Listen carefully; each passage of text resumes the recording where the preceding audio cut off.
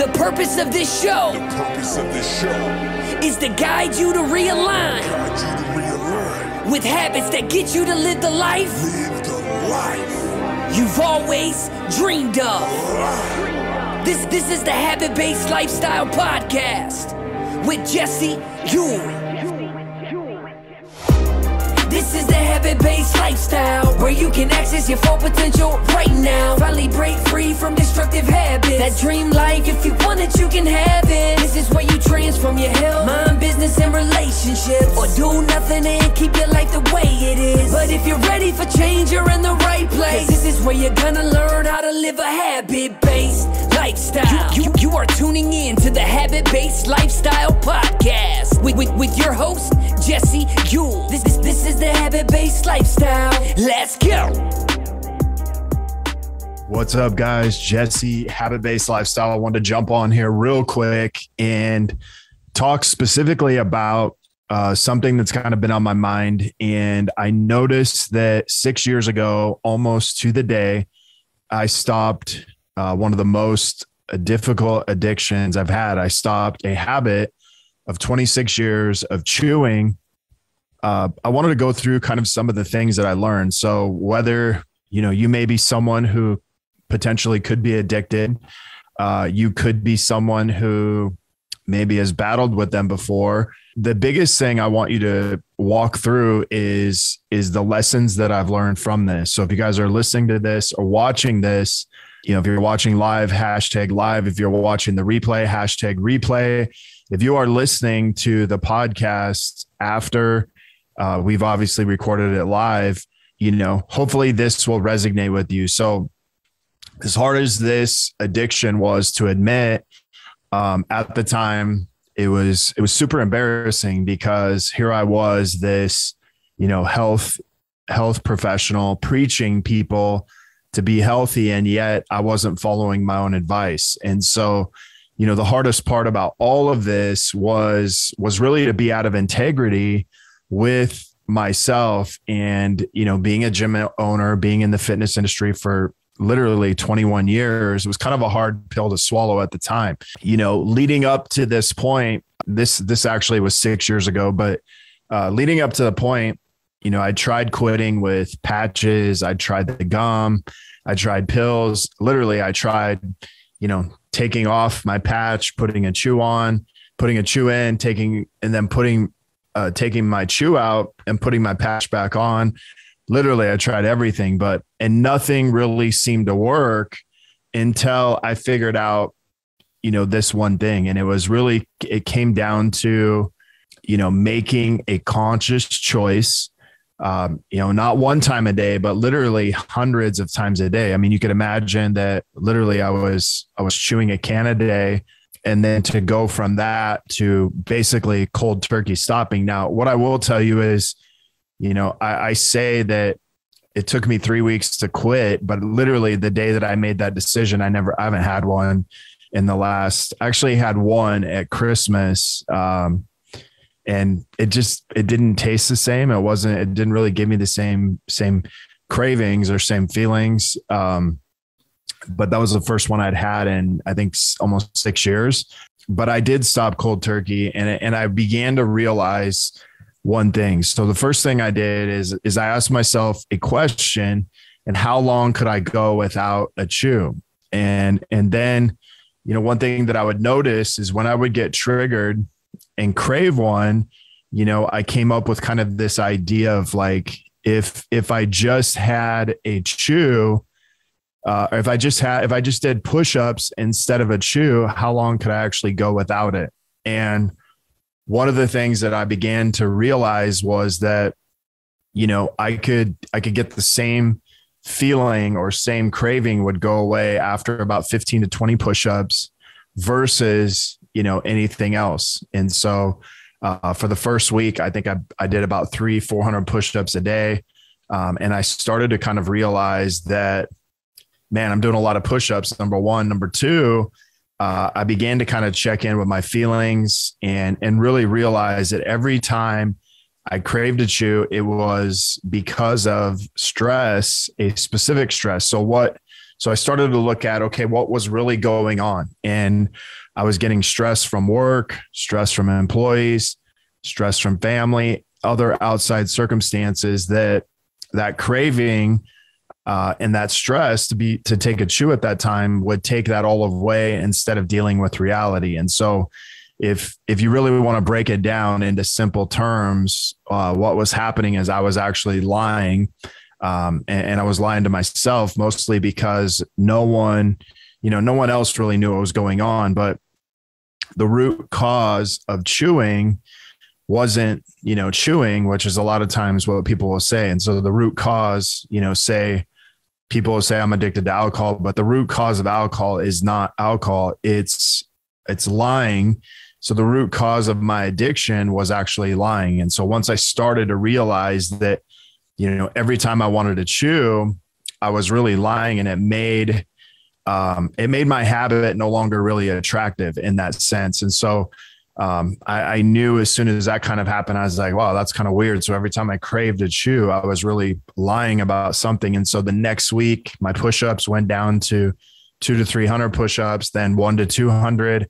And then by the next week, I was completely done. And so, but what I want to tell you is in that 3 weeks, I never had one. I just am saying, like, it took me literally 3 weeks to get rid of the craving, and then I didn't crave it anymore. And so that's why I say, I stopped, in 3 weeks, I stopped a 26-year habit or addictive habit. And really what happened is I'd been lying about my feelings, my emotions for 26 years. I learned how to stuff them down and really, take a chew. It was easier to do that than it was to actually deal with them. Now, I don't know if that was necessarily why I started. I don't think it was, but that's why I continued to do it.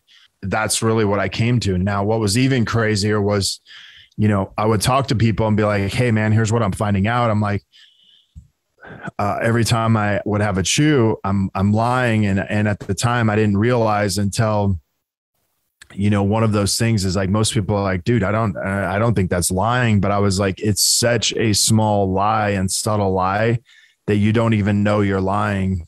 And really how I came to find this out was like, God spoke to me, showed me this pattern, showed me how I was doing this in my life. And my mind was completely blown when I began to realize this. And I couldn't really believe it that, 26 years, I learned how to suppress feelings and emotions. Some might call that a professional liar. Here's the other thing is I realized I'd given a lot of power to chew. And that was the real reason that I couldn't stop, was because I gave chew the power instead of realizing that I was lying and giving lying the power. And so I'll get into this a little bit more when I come up to the lessons. So the three biggest lessons I learned from this addiction was like, number one, your method of addiction isn't your addiction. And so most people would say, and even me, I would say this at the time was, my addiction. So, whether it's alcohol, whether it's tobacco, whether it's drugs, whether it's, porn, whether it's even social media or even working out, your method of addiction, whatever those are, isn't your addiction. It was what covered up your addiction, what was underneath. And so almost think of like, if we're talking about addiction, we talk a lot of times about getting to the root, but imagine grass being over the root and we're focused on the grass and like, hey, I'm addicted to, the grass. This is what's going on. And we just kind of look at the surface level, but underneath that is a root issue that we're covering up with the grass, what's on top. And so once I realized I was lying, that was my addiction, not necessarily, the grass, then I could start looking at the root. Now, the other thing is to stop giving the substance your power, because, if that's the power, that's the problem. And that's not something you can change. And so you never dealt with the problem. So it was always like, okay, I'm going to cut the grass, I'm going to water it, I'm going to do all these things to it, but it didn't get rid of the actual problem. And so we give a lot of power to the behavior or the habit versus, giving it to, okay, well, what's the root cause of it? And if I can deal with that problem, I can begin to fix it. Now, the other thing is looking back, this is one of the things that God showed me that day was, find the lie and you'll find the root, dig up the root and replace it with truth.